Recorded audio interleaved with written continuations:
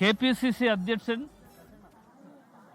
ശ്രീ രാഹുൽ മാങ്കൂട്ടുമായി ബന്ധപ്പെട്ടുകൊണ്ടുള്ള ചില പ്രഖ്യാപനങ്ങൾ നടത്തിയിട്ടുണ്ട് എന്ന് എനിക്ക് മനസ്സിലാക്കാൻ കഴിഞ്ഞു. ആ പ്രഖ്യാപനം തീർച്ചയായിട്ടും പാർട്ടിയുടെ ഒരു തീരുമാനമെന്നുള്ള നിലയിൽ ഞങ്ങൾ എല്ലാവരും അതിനെ സ്വീകരിക്കുന്നുണ്ട്.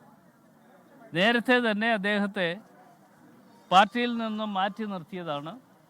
മാറ്റി നിർത്തുക മാത്രമല്ല, പാർലമെൻ്ററി പാർട്ടിയിൽ നിന്നും അതുകൂടാതെ തന്നെ MLA എന്നുള്ള നിലയിലുള്ള പ്രവർത്തനങ്ങളിലും മറ്റും അതിൽ കൂടുതൽ സൗകര്യങ്ങൾ ഒരുക്കി കൊടുക്കണ്ട എന്ന തീരുമാനങ്ങൾ കൈക്കൊണ്ടിരുന്നതാണ്.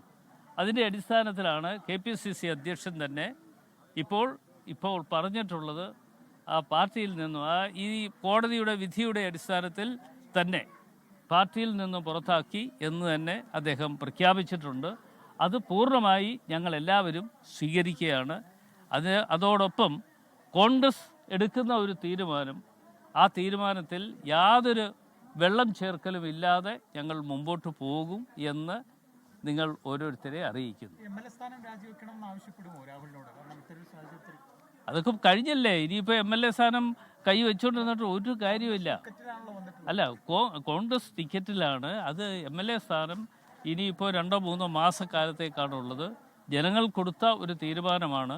ആ തീരുമാനങ്ങൾ ഒരുപക്ഷെ അദ്ദേഹം ഈ കാര്യങ്ങൾ മനസ്സിലാക്കിക്കൊണ്ട് സ്വയം അത് രാജിവെക്കുന്നുവെങ്കിൽ അത് ഏറ്റവും നന്നായിരിക്കും എന്ന് തന്നെയാണ് എൻ്റെ അഭിപ്രായം.